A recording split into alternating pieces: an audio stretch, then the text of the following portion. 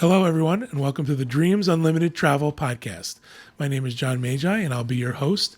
And in this episode, we're going to take some questions from our listeners and our viewers sent in through Facebook, Twitter, and through emailing me directly. And we're going to try to answer those to the best of our ability. On our panel, we have Client Services Manager for Dreams Unlimited Travel, Kevin Close. Hi, everyone. We have Agent Consultant for Dreams Unlimited Travel, Tracy Heinrichs. Hi, everyone. Back in the production facility, we have Ryan O'Clavin, our associate producer. Hello. And we have our producer, Craig Williams. Hi. That was my tribute to Margaret Carey. Excellent. Your tribute? Don't even start. So like I said, we've got some questions we want to answer for you. This is the second part of our question and answer show. Got so many great responses. We're probably not going to get to all of them today either. So some of these will go in the vault for the next time we do one of these shows. But if you'd like to continue to ask questions, we'd love to take them. You can send them to me, john@dreamsunlimitedtravel.com, and I'll be glad to hang on to all of those. And when we're ready to do another show, we will proceed. So let's start. Our first one for the show is going to be, I have never taken a vacation to any country where I do not speak the language. When going on a guided tour, such as Adventures by Disney, how important is it to have at least a basic understanding of the native language? I know the adventure guides, are fluent, but when touring small villages and visiting shops or restaurants, do you find locals easy to converse with, or do you need the guide with you all of the time? Kevin? I tell everybody who books an ABD with me to try and learn 5 to 10 words where you're going, of the language where you're traveling. Please, thank you, hello, goodbye, how much is it? These are things, basic things that you should learn. You don't have to be fluent. I would also tell you that for the vast majority of the places you would be traveling, people are going to speak English. And if they aren't fluent in English, they're much more well-versed in English than you are in whatever language they're speaking. We've traveled where I've run into people who knew nothing, and it turns into a game of charades. I was in Siena, Italy, and I was dealing with a woman who spoke no English, and other than my basic words, how much is it, quanto costa, and please and thank you and excuse me, I don't speak much Italian. The two of us worked this out until I explained to her that what I was buying for my mom, and all of a sudden she heard the word mama and brought relatives out of the back, and I got hugged, and I was told how good I was for buying something for my mama. You'll do fine. You don't have to have a guide with you. Be polite.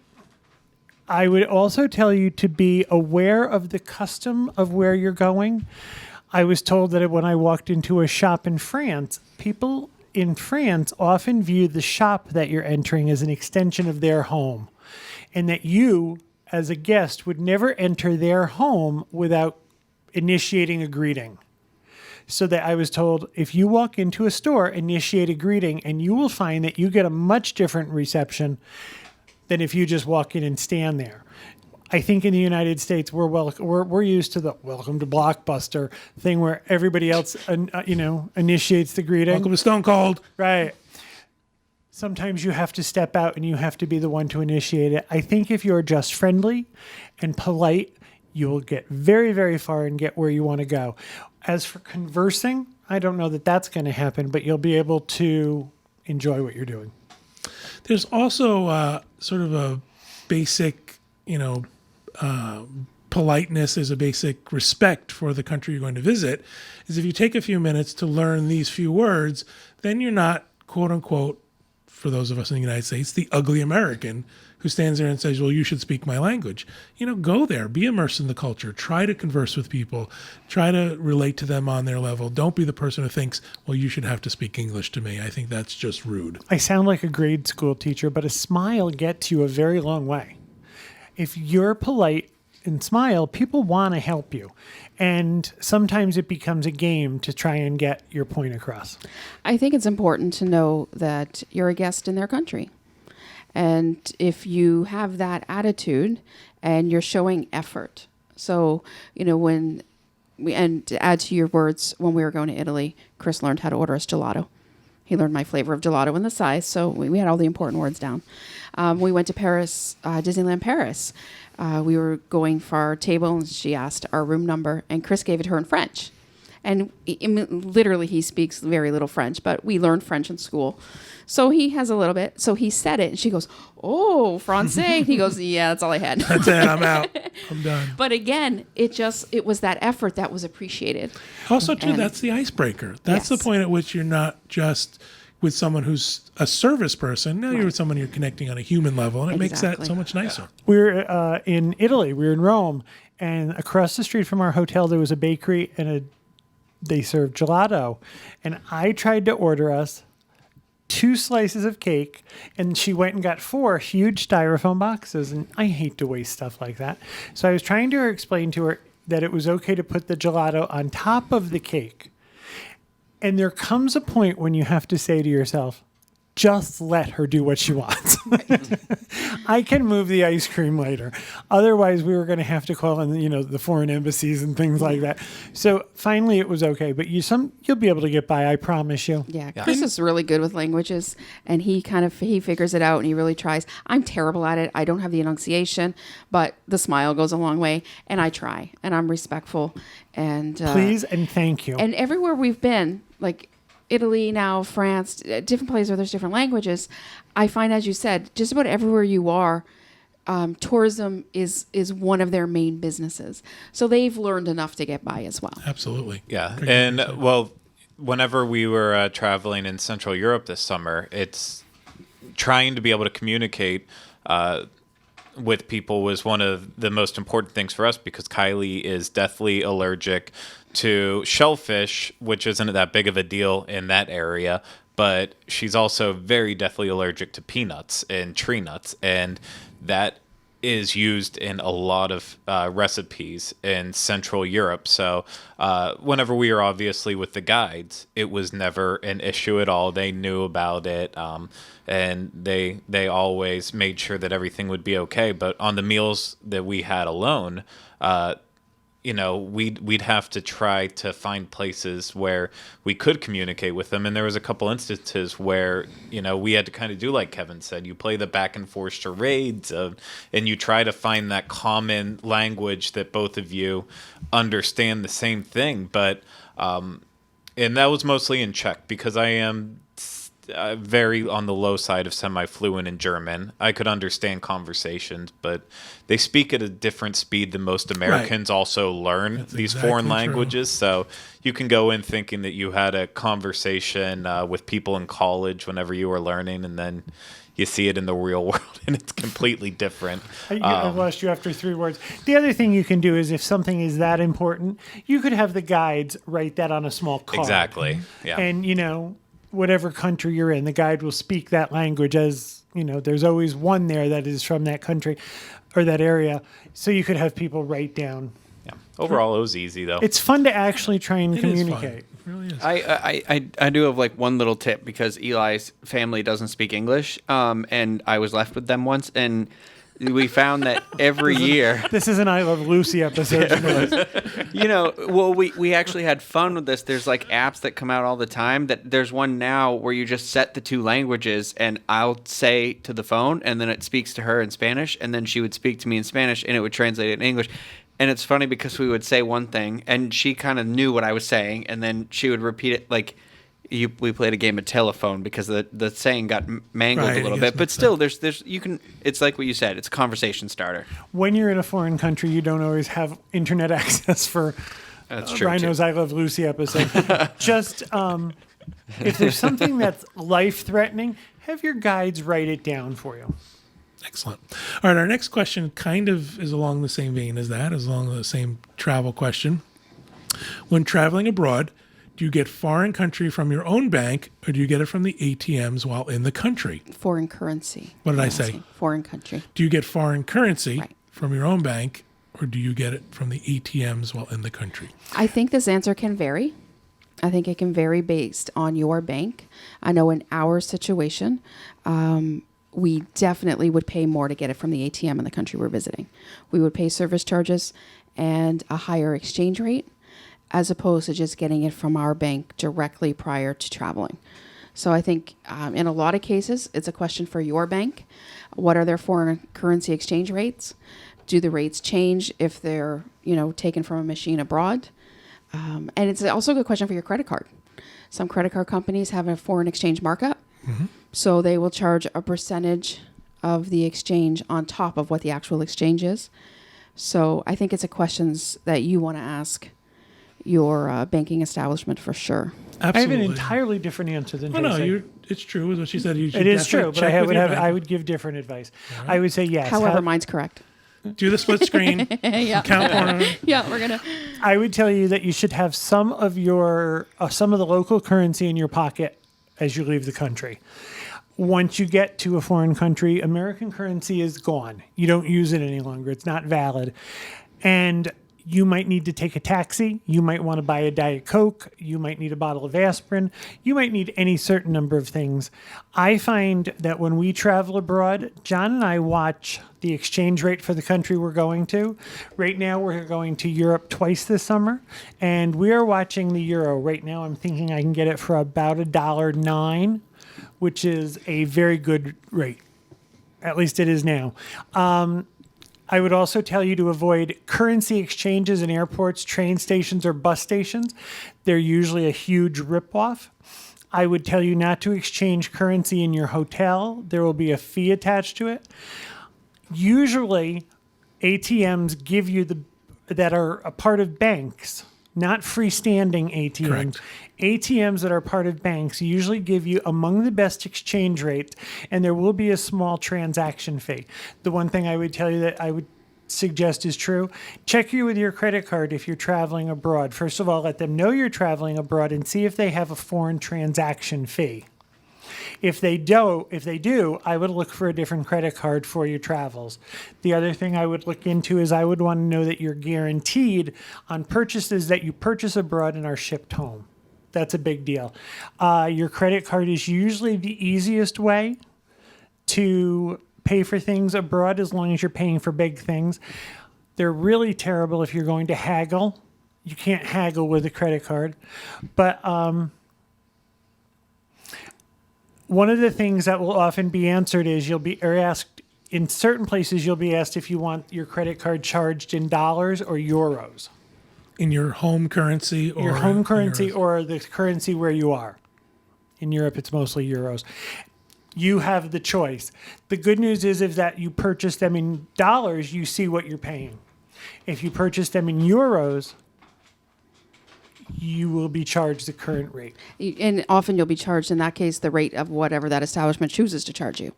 So they could also have a markup on that exchange. What confuses me, though, is that when I pull money out of the ATM, it's my bank that determines the rate at which they exchange it, not the ATM.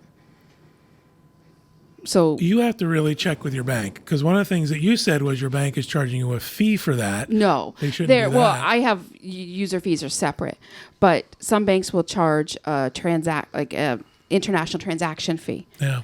I've never paid that. Yeah. But yeah, so and again, like different bank accounts will have different things. But like if I go and I take out $100 US, it's my Canadian bank that's exchanging that, not the ATM I took it from. Yeah, that's correct. Right. So. But the local ATM also reserves the right to charge a fee. Right. So as Kevin's saying, So is isn't if you that go the to same thing bank- as what? Aren't we on the same side then? I think you're saying the same thing. It's just I think so too. But I You think- talked about foreign transaction fees through your ATM, and I don't pay those. I pay the same. If I use my bank, I don't pay a fee. If I walk a block and a half to Publix, I don't walk a block and a half. If I drive a block and a half to Publix, there's a fee associated with me using their machine. Yeah. That fee I've paid. When I'm talking about some banks will charge foreign transaction fees. That's separate from exchange rate. right. So like I have an account in a different bank than our joint account for business, and the account that I have, the bank I have that in, will charge me a foreign transaction fee, where our joint account does not. Right. So and it's that's all the about- difference in some right. banks. Like some banks will charge us, some won't. But as far as the actual exchange rate, not taking into any That's by fees. the bank where you take your Right. money out of. That's where I find that I pay a higher exchange rate Hmm. if I pull that money abroad as opposed to getting it from my branch prior to traveling. See, our bank will do it whatever the exchange rate is at the day you are pulling it out. Right. So there's no variance. You know exactly what you're pulling it out. I do want to go to credit cards. In my opinion, I don't affiliated with them. I get nothing for them. American Express, the best card you can have for travel, no foreign transaction fees. All of your purchases are guaranteed. So you have that. You also have a travel protection in there. So I would strongly suggest, if you can, get an American Express card for your travel. I'm going to jump in here with a different topic. I would suggest that if you're looking for anything high end or high priced, that you not know what the price is here at the United States that you would pay for it, but then I think you will find it for less usually in Europe. Europe has something called the value added tax, and I'm going to use Louis Vuitton as an example. I know what the bag or purchase price would be here in the United States. Let's say it's $1,000. I then have to pay tax on top of that $1,000, and we're at 7%. In Europe, you will see the bag listed at a certain price. That price will include the tax, and it will also have the value added tax. Now, as an American, you're able to get that value added tax back, and it's anywhere from 12 to 16%. So once you take the sales tax out and the value added tax, you're paying much less for something that you would pay here in the United States. That's true with most high-end purchases. It's not going to be true if you're going to buy a 10-euro t-shirt. But what will happen is if you purchase enough souvenirs while you're in Europe, if you save all of your receipts, you can claim those value-added taxes on your way out of the country. Different countries now have made it much easier to get your value-added tax back. When we were in Ireland, it was as simple as carrying around what looked like a credit card. And every time you made a purchase, they swiped it. And when you got to the airport, you swiped it and the money came back to you. So, countries are out there making an effort now to make that easier for you because they want to stimulate their economy and make sure you purchase stuff. All right, moving on to our next question. It would be great if you would talk about travel insurance. What exactly does it cover? How expensive or cheap is it? Does it just cover things like illness, or will it cover, quote, changed my mind? Are there some trips where you definitely would want to have it and others not necessarily? Will it cover problems that occur while on the trip, needing to return home quickly for an emergency, for example? All right, let's get out the actuary tables and let's talk about insurance. Okay, so let me see if I can sort of give the real overall quick summary. Travel insurance is like any other insurance you're going to buy in that it is a very personal decision. Travel insurance is a policy that covers certain things. Not all insurance is created equal. Not all travel insurance is created equal. And the decision of whether or not to have travel insurance and to look for something that covers something that you're concerned about is really up to you. We know that if you purchase, say, a Disney Cruise Line, they offer insurance. That is a policy that they have purchased from a third-party travel insurance provider. And that policy will cover certain things. You should really review it and make sure that that is what you want to have covered. You ask questions like, is there something that's just changed my mind? There is something that's called cancel for any reason insurance. You'll pay more. It's a higher premium. But in general, there are certain guidelines associated with whatever insurance you decide to purchase. Now it gets really complicated because Disney Cruise Line has a insurance policy that they have that covers certain things, but Adventures by Disney has a completely different I think all of the insurance. Disney products are using a different insurance provider. Royal Caribbean will have something different. They all will. You really need to try to read through that policy. I'm also going to say something too. I'm going to say, I know that you book with a travel agent for advice and you want them to help you. Because of insurance and the nature of insurance, it's going to be very difficult for us to advise you individually on what insurance would be best for you. My overall blanket thing that I go by is that if you've asked me about insurance, I'm going to advise you to take it because I think you have something that you're concerned about. That might be while you're traveling, you might be worried about it. It might give you peace of mind. So yes, you should have travel insurance if you are concerned about something happening on your trip. And to piggyback on that, often if it's something that you're concerned about, it may very likely not be covered.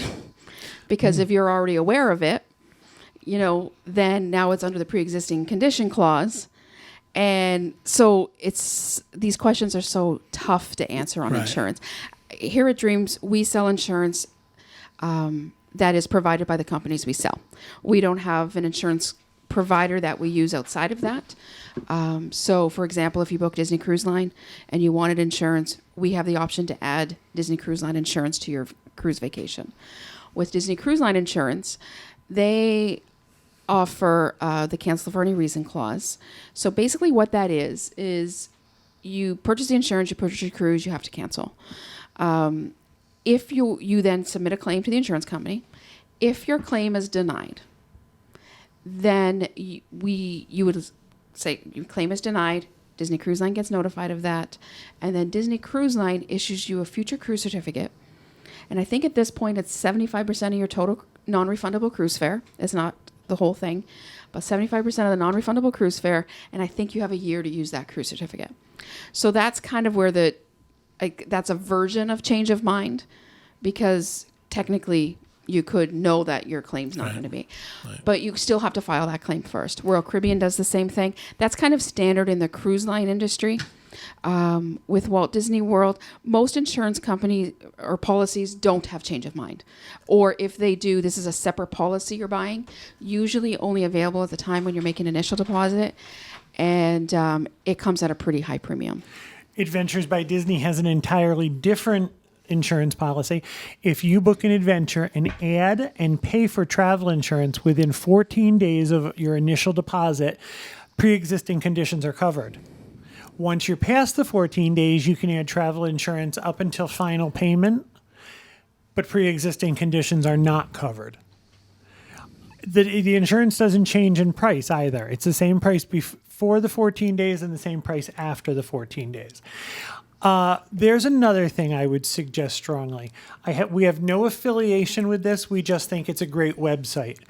I would suggest everybody visit insuremytrip.com.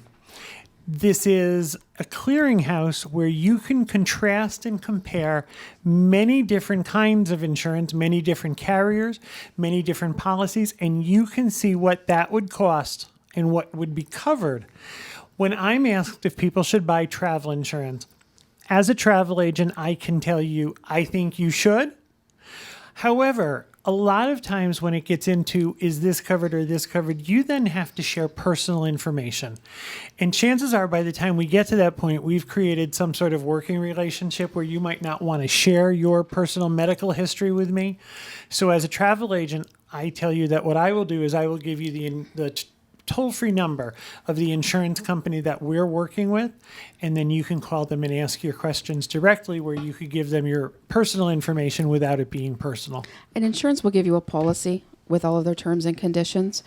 And if you call the toll-free number, you can ask some questions. They'll give you some general answers, but you will never get anybody to say what exactly does it cover. That question will never be answered anywhere. You'll be referred back to the policy, which will give you some legalese and nobody is going to say, if A happens to you, we will cover it. Right. Nobody will say that. It's just not that simple. I don't believe insurance companies, like any insurance, is in the business of paying out. Right. And so I think that, to me, I think I've been around the travel industry for a really long time. I think having some kind of a travel insurance policy when you're traveling is very important. And if you look at a cancellation policy, there's something called trip cancellation and interruption. And I believe the interruption part is probably more important than the cancellation in advance. Exactly. Because the cancellation in advance, those tend to happen rarely. And it's not very often that something happens in advance. Right. It's the unexpected stuff that happens during your trip. And again, I'm not saying if something unexpected happens to you, I promise you it's covered, because again, back to what I had just said, it doesn't work that way with insurance. But if, I've had clients who they were in Walt Disney World and there were storms back home and their trip was delayed 4, 5, 6 days. They were able to make an insurance claim for their extra expenses because of the extra days that they were here, that's trip interruption. If your trip starts from the time you leave home, so if I'm driving to the airport and I got in a car accident, this is trip interruption. My trip has been interrupted now.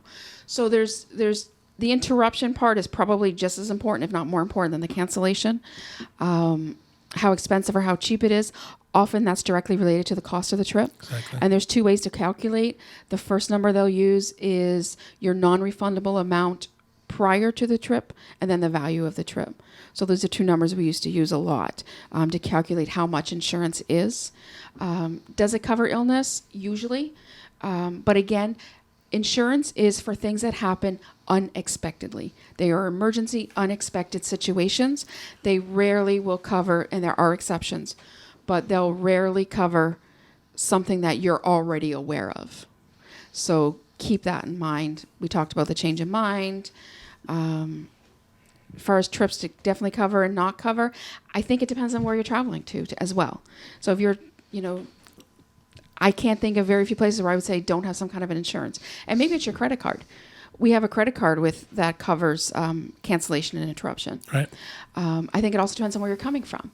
Coming from Canada, medical insurance, travel medical insurance at a country insurance is very important because we don't have private health care and private healthcare companies like you would here.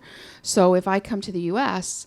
and something happens to me, I get in an accident or I get sick, my coverage from home isn't going to cover me here. Right. It's for my country. Same thing with people in the U.S. You should check your health insurance Right. policy because you might be covered. Yeah. You might not. Homeowners insurance might cover something and it might not. I also want to point out, too, you said something that I think is important, is that when you buy insurance, people think it's like getting a refund on your credit card. I've had a problem. I need to cancel. I have insurance. Why don't you just refund this to my credit card? It doesn't work that way. You've actually got to put in a claim. And I'm sure we've all dealt with insurance companies, and it's kind of a pain in the butt, and they have to go through an approval process. You might get denied. So don't look at insurance as in it's a refund policy. You're going to have to put in a claim for that. I see the last line about needing to return home quickly for an emergency. It's very hard to cover that because most of the time, emergency is limited to immediate family. Mother, father, and their children. As an older child, your parents. That doesn't usually mean Aunt Sally. And this is where you were talking about the insure my trip. You want to be aware of the terms and conditions of your policy because each policy will be different in what is covered and how it's covered. Another thing to keep in mind, there are certain policies that won't cover you. Say you're on a cruise and you get crazy drunk and you fall down and break your arm. There are some insurance policies that wouldn't cover you for that because they consider it you were Negligence. engaging in behavior. You were reckless. Right. So you want to be aware of that. If you're going cliff diving, your insurance may not cover you. I'm pretty sure cliff diving's not insured anywhere. No, it might be. Right. And one more thing I want to point out too with insurance is that when you buy insurance from Disney Cruise Line, you're only insuring the thing you've purchased through Disney Cruise Line. So if you want your air included in your insurance, you have to purchase Disney Right. Cruise Line Air Right. to have that on your policy. Same with Adventures by Disney. Actually, that's not Oh, true. okay. I misspoke. Adventures by Disney policy, it's very different.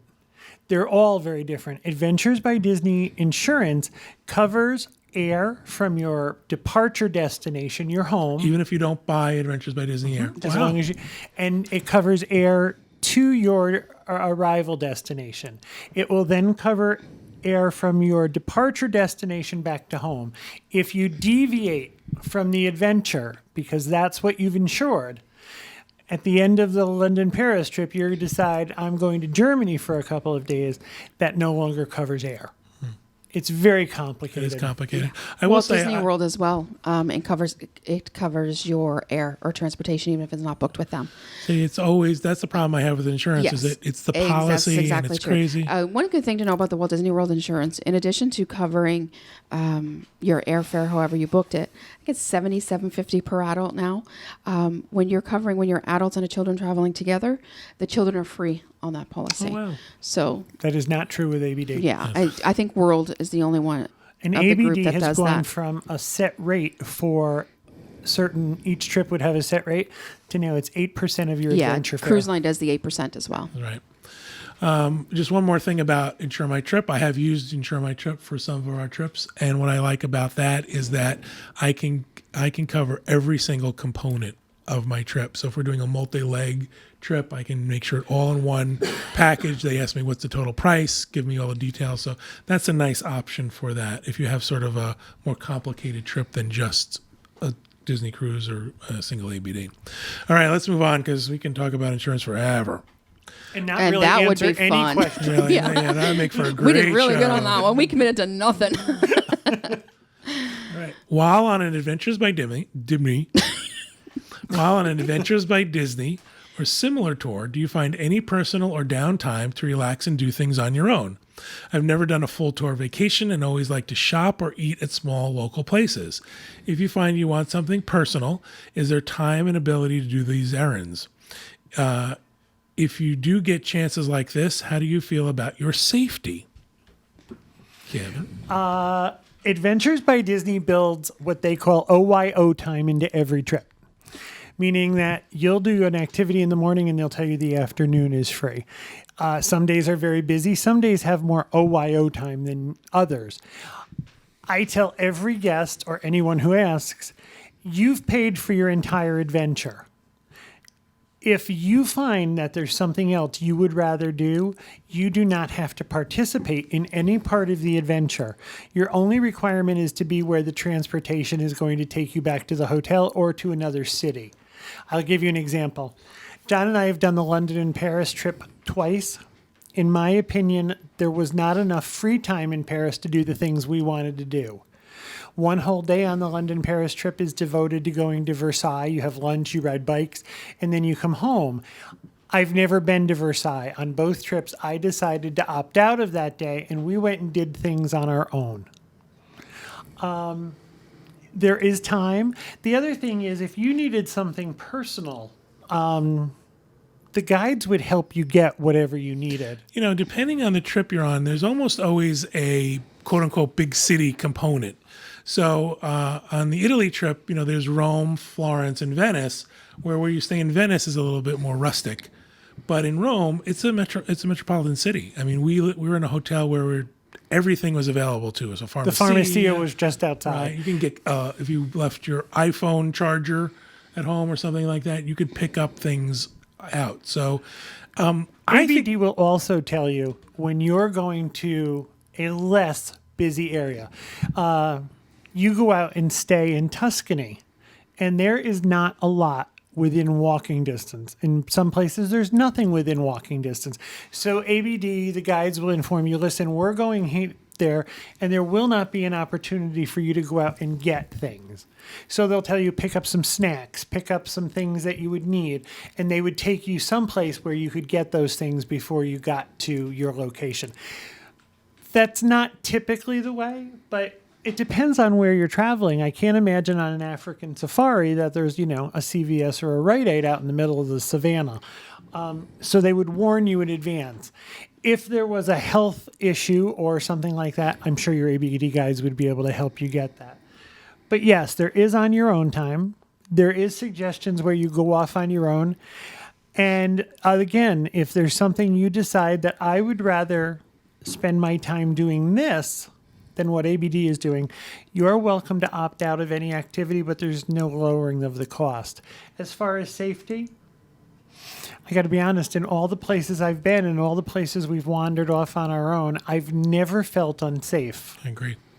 The only place I ever felt unsafe was one time New York one time we were at Universal and we had to do laundry and they didn't have laundry site facilities and we drove off site from Universal to a laundry place. It was very unsafe. Yeah, because you were probably by where Craig lives, which is a Probably. very bad area. Probably. And I think safety really comes down to common sense as well. And I think it's the same whether you're at home or whether you're going to practice safety. Would you walk down a street in your town or city in the middle of the night with your wallet out? Right. There are certain things you just take precautions with. You don't flash your money around. You travel with another person. I've never felt unsafe. I agree. All right, we're going to do one more question. We have a whole bunch more to do, but we're going to save the rest for another show. So our last question for today is going to be, I've heard you all rave about Aulani. but for me to get there, it is very expensive between flights, room, meals, etc. How do you justify the cost of an Aulani vacation? And when I can go to Walt Disney World more than once for the same price? Aulani's terrific. If you don't go, you're stupid. This question you could fill in any word for Aulani. What about Paris? You can go to Disney World cheaper than you can go to Paris, but then you don't get to see Paris. The other thing is too, I mean, when you're talking about an Aulani vacation versus a Walt Disney World vacation, having done them both multiple times, it's like comparing apples and watermelons. Right. It's so hard to compare. They're just not the same kind of vacation. And so it's completely different. Aulani is, first of all, it's Hawaii. And so the environment, it's a different people. And even though it's the U.S., still a different culture. It feels different very people. foreign. It does. Very exotic. Aulani itself, you could also say, why should I stay at the Grand Floridian if I can stay at the All-Star Movies? It's just is a luxury vacation your priority? Aulani is definitely a luxury vacation as far as resort accommodation, what they offer. I do think Aulani is excellent value for what you pay. There is no doubt it's a lot of money. That is true. You could also go to Hawaii and stay at Motel 6. You could. But you are not going to have the same experience. And it is going to be more than the Motel 6 in Orlando. Right. Because it's Hawaii. I think no matter what two destinations you can pick, if you're picking a more expensive destination, you have to decide if you see the value in it. I also want to say, too, there's a lot of people who want to go to other Disney parks and want to experience everything Disney has to offer. This is really, if you're a Disney fan, this is something you have to see. You have to see Aulani. It's just an incredible bit of Imagineering, incredible bit of customer service. So, you're really missing out on quite a bit if you decide not to go because you're making other choices. If you're going to Walt Disney World year after year, I think you should try to go. And it's really hard to verbalize with Aulani. It's so hard. This resort is not a building. It's Aulani's, I don't even know how to, it's a feeling. Mm-hmm. It's an entity onto itself. It almost feels like Aulani itself is a living, breathing thing. And I think I've said that before. It's just completely different. And until you've experienced it. I would ask the same question. Why would you go to Walt Disney World if you get a cabin up by the closest lake to your house, and you could go to that cabin 3 times? Why would you spend the money and go to Walt Disney World once? I think it really comes down to people's priorities, what they want out of a vacation, what they enjoy. For me, Aulani is relaxing. Walt Disney World is fun and it's exciting, and I love it, and I go often. But it's a different kind of vacation. It's not a relaxing vacation. It's an active vacation. I'm seeing, I'm doing, I'm experiencing. And there's just no Disney attraction out there. As much as I love them, there's nothing that beats sitting at Aulani and watching the sunset there and taking in those views. I mean, and you can't say, oh, I've been to a beach. I've been to Cocoa Beach whenever I come down to Florida, or it's not the same thing. I've been to Laguna going out to California. It's just entirely different. It's, it's one of those things that I might forget everything I've done in Hawaii, but I can picture that first sunset that I saw there. There's a reason Hawaii is the destination it is. Yes. Yeah. And also, staying at Aulani is different than staying in Waikiki. I've stayed at the Hilton Waikiki Village. And had that been my only experience with Hawaii, I'm not sure that... You'd be going back every year. And so we often ask ourselves that question. What exactly has our heart, Hawaii or Aulani? Maybe a little bit of both. But I don't know that, Waikiki Beach, I don't think would keep me coming back the same way that Aulani does. Agreed. All right. Thank you guys very much. Thank you to everybody who sent in your questions. As I said, if we didn't get to your question, we'll most definitely be doing another show, question and answer show. As you know, we like to end our show with what we're calling our Agent Spotlight, where we highlight one of our agents who can't be here in the studio or come and visit us. This week, we're going to be highlighting Allison Raver. Allison lives in Melbourne, Florida, with her husband, 12-year-old daughter, and 2 Chiweenies. She started working for Dreams Unlimited Travel in the fall of 2000. You think Chiweenie is what she calls her husband? She started working for Dreams Unlimited Travel in the fall of 2006. For the kids. Allison has been to Disney World so many times since she's moved to Florida that she stopped counting. She's gained knowledge of what is good and what is not for children and teens as she's been taking her daughter there since she was an infant. Allison also has been on many cruises and I mean, loves the seedy side of Walt Disney World. what's good and not good for teens. Like the bar, I guess. Allison also has been on many cruises and loves visiting Universal Orlando. She specializes in Walt Disney World, Disney Cruise Line, and Universal Vacations. You can reach Allison at ALLISON at dreamsunlimitedtravel.com. I just had to do a quick look because we have a couple of Allisons out there and someone else spells her name different, but it's Allison at dreamsunlimitedtravel.com if you would like to work with her. That'll do it for our show. Thank you, everybody, for listening and watching. Thank you guys for participating in our question and answer show. We really appreciate it. We hope everybody has a great week, and we hope you have a great vacation.